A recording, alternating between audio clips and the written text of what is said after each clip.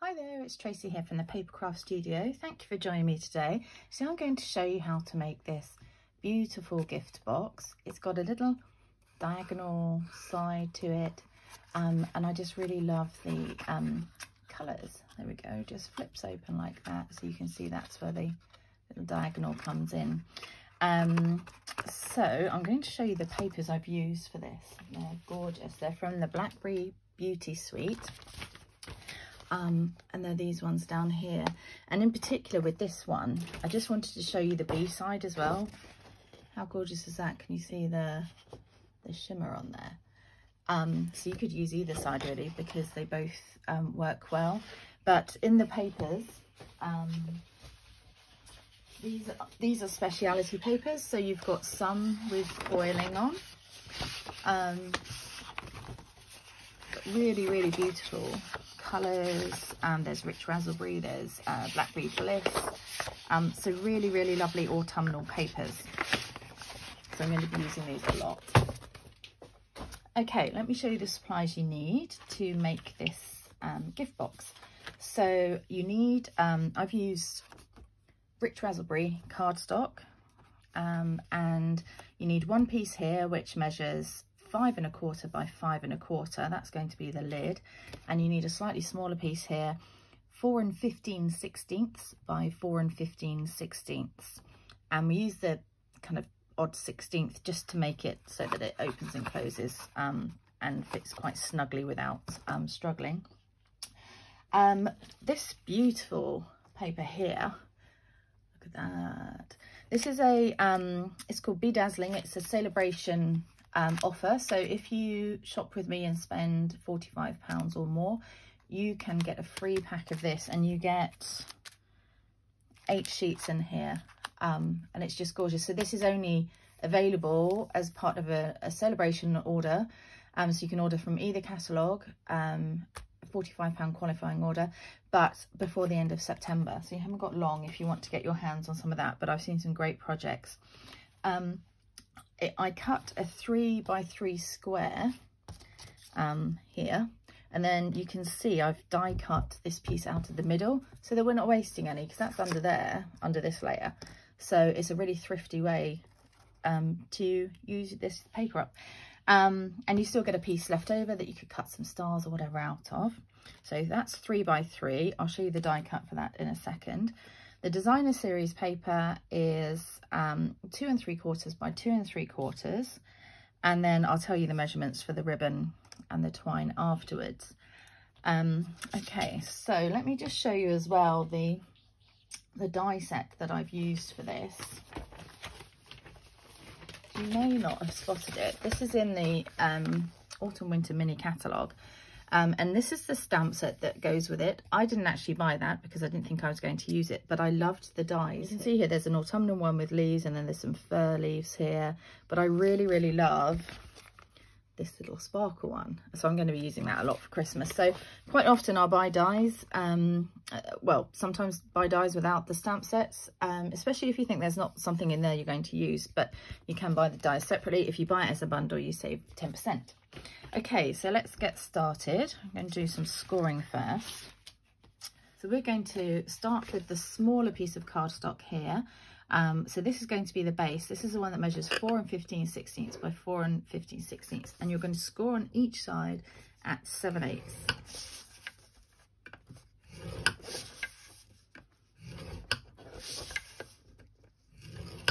Okay. And then on the larger piece here, which is going to be the lid, you need to score at 1/2 inch, 1 1/2, and 4 3/4. And then turn it round, so you've just got this single score line at the top. You've got the double one down here. You're going to score at 1 and at 4 1/4. And then you're going to come back just down to this score line here, and you're going to score at 1/2 inch and again at 4 3/4. So just down to this first score line. Okay, pop that away.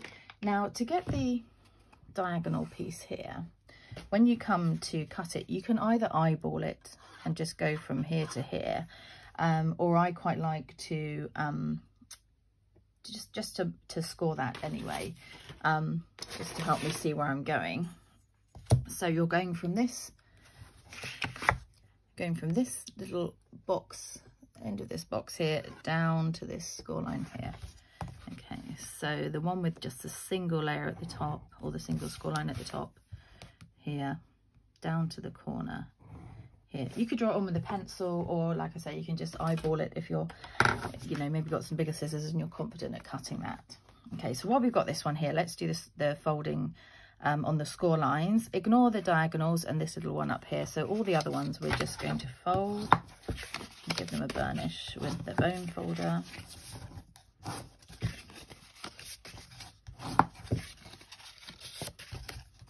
Okay, actually while we're here, we'll just fold this one as well. So both of them are squares. So with this one, it doesn't matter which way you start when you come to cutting. Okay, let's go back to the lid here. That's the slightly more complicated one. So you'll see here, we've got the 2 score lines at this end and the one at this end. So with this one at the bottom, the 2 score lines, you're going to cut up to the 2nd score line here on both sides. And then you need to get rid of this little rectangle at the bottom on each side.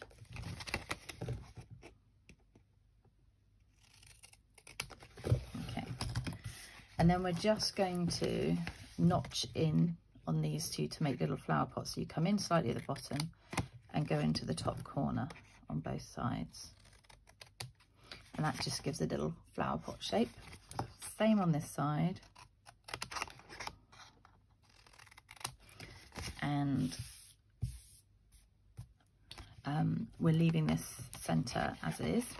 Turn it round to the other side. You're going to cut up both of these score lines up to the other score line here on both sides. And then we're going to get rid of this little corner as we did at the other end on both sides. You can pause at any point, go back, because it's, you know, a little bit more complicated than some of the boxes. Now, we need to cut these diagonals, and if you're going from this end, whichever left, if you're left or right-handed, you'll get one of these sides where it's harder to cut. So just flip it over and do it from the other side, because you're not bashing up against anything there. So I can just about see this line. There we go, up to that corner. Flip it over and I can do this one from this side. Ooh. There we go. Okay, so we're nearly there with the cutting. We're just going to, on this, just take that a little bit off. On this side where we've got 2 score lines, just on this very end one here, we're just going to again take a little slither off each side, okay? So we just slanted that slightly. So that's all the cutting for this one. Let's just pull in this one and we'll do this too. You can see I went a bit wonky with my scoring. We'll get rid of that. So it doesn't matter which side you start. You're going to just cut up to that score line on both sides here. And then do the opposite sides. So again, just up to the score line, up to the score line. And then you're just, on these 4 tabs, you're just going to again notch in here to take out these little triangles to leave that flower pot shape.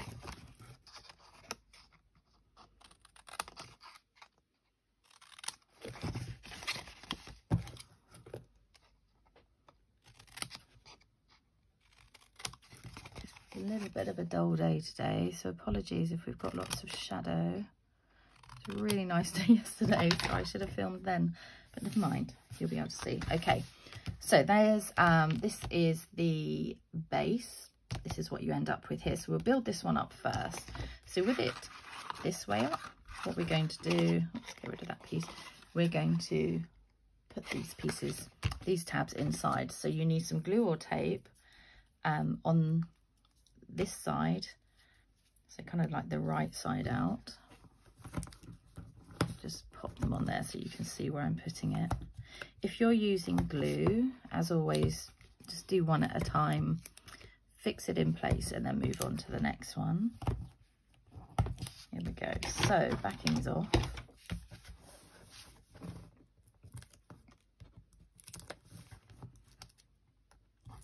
I always find it easier to take the backing off with the take your pick tool.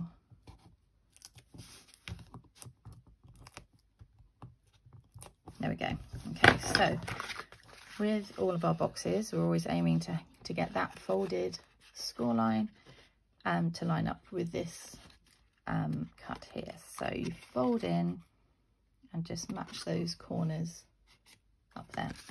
And do that all the way around. Like I say, if you're using glue, just hold it in place for a few seconds before you move on to the next one. So there we go, base done. It's going to be similar with the lid, except for this little piece here. This is a little extra piece, and that tucks under the box here, so it acts as the hinge when you're opening. Let's just close that one back up. See that there.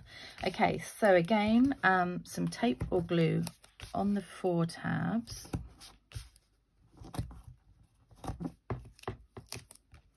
Whoop, not on that piece. And then I'm just going to flip this over because I'm using tape, and I'm going to put it on the other side for this one. If you're using glue, don't do this at this stage because obviously you'll get in a pickle if, you know, when you put it back onto this side. Okay, so backing off. And this is just going to build in the same way as we did for the base, but you'll just have this extra piece not going anywhere for now. Okay, so again, turn these ones in to make some corners. Take your time here because it's really good if you can get them as neat as you can, because it will really help when the box closes to have these lined up well. Okay, so there you go. You're left with this flap that's not going anywhere at the moment. I've just bent it back. What I found was easiest to do when you come to stick it to the base. I found it easier to put the base in and then flip that piece over to stick it down. What most people find, if they struggle at all with this box, is getting this piece to fit inside the other piece. So my suggestion is don't go all in with one corner, because you'll never get this one in. You try and put them in at the same kind of level, so you're not putting one end in first rather than the other, and then just go round and it will just slide in. There we go. Don't push it too far down at the back because we want it to be level with this piece here. And then at this stage, if you're using glue, pop some along here. If you're using tape, take this off now, and then I'm just going to push that down a little bit further. Push that down gently. Hold it in place if you're using glue, and then you can open up the box and just press down inside, and that will just make sure that it's going to stay in place. And then, like I say, when you come to close it, you just manipulate it a little bit. She says, there we go, to pop that in. So there you go, there's your box, or at least the basis of your box. With this piece here, we're going to put, look, that looks pretty as well on that side. So you could choose either, this doesn't show up quite as well on there, but you could use that side as well. I'm going to stick with the other side. So we're just going to cover up that die cut there, and you'll have enough to go over there. So I'm going to flip this over and just put some liquid glue around the edges. Obviously don't put it in the middle because you'll get stuck to whatever you're working on. So just a little line. You could use tape here as well, just if it's, you know, a thin edge. Excuse me. Okay, so stick this one down to your glitter paper here with an even border. Now, there is kind of a way up to this paper, so, you know, find which way is going to be the right way up. Flip this over, and we're going to put some dimensionals on the back here. So we're going to put one in each corner, and then one in the middle on the designer series paper. Take these backings off. Oops. like I say, just see if you've got it the right way up. It's not desperately important, but it's, you know, quite nice. Check you've got the front of your box, and then you're just going to center that on the top, trying without getting my head in.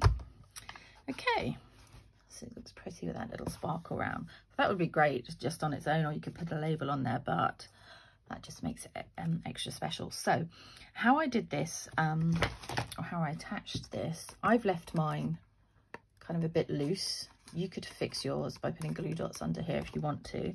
I'm using, this is again from the new catalogue, this is the gold shimmer ribbon, so it's beautiful, and you need about 5 inches. So let's cut that.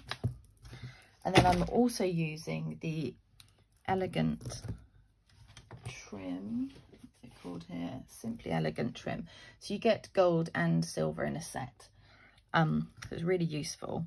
You need probably not that much actually, but enough to tie around. So give yourselves about sort of 5-6 inches, something like that. So it's not quite so fiddly tying. So what I did on this die cut piece, I found there's one piece here where you've got 2 smaller sections. Do it over there so you can see. I popped that through one of the holes there and just brought it up. Is there a side to that? I'm going to flip it around actually. It's slightly more sparkly on one side. Oh no. Okay. If you think there's a more sparkly side, pop it on the outside. So that's just been threaded through that loop there. And then this is where you might need someone just to help put their finger on it. But you're going to tie a knot around the base. What I did, I tied one knot at the front here. I'm getting the ribbon hooked up. So just to pinch it in down the bottom here, quite tight, and then I flipped it over and tied another knot round the back. I don't particularly want this to be seen, it's just really to pinch that ribbon in, so that's why I'm doing it again round the back, and you could do a second one if you wanted to make sure it's secure around the back. And then I cut these off so they're not seen. Not too close in case it unravels, but so there we go. So that is just literally to pinch it in. You can trim these down a little if you like.